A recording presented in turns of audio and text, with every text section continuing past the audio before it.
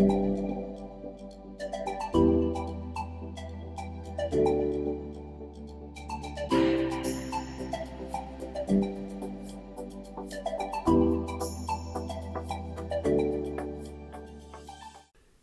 Workplace Pride members and friends, first of all, let me wish you all a great start to the new year.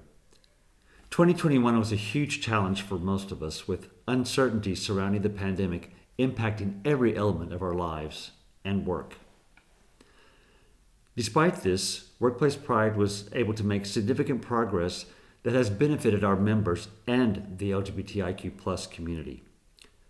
Milestones for the Foundation have included our conference in Hungary, which brought together business, diplomatic, and local civil society organizations on the difficult topic of how to create inclusive workplaces for LGBTIQ+ people in a hostile political environment.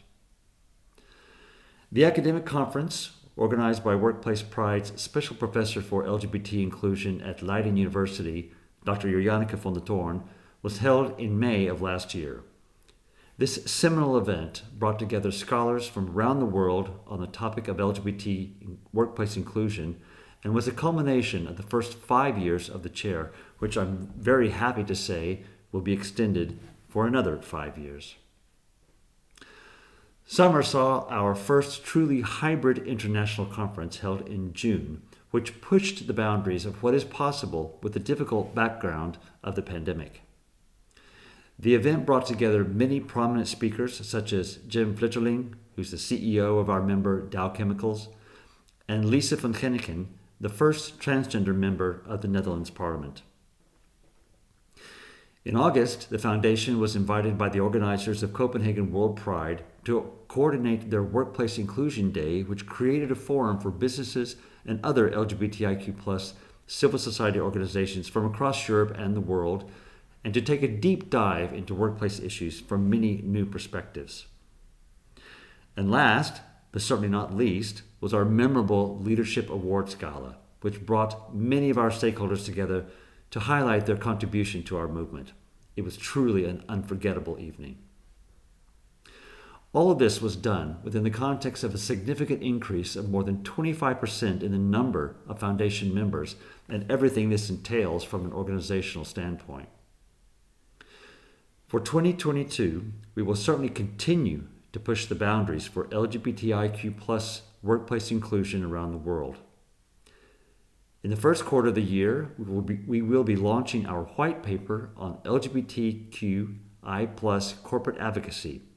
We will be organizing a conference for our members in Dubai and will plan webinars on various topics to support more inclusive workplaces.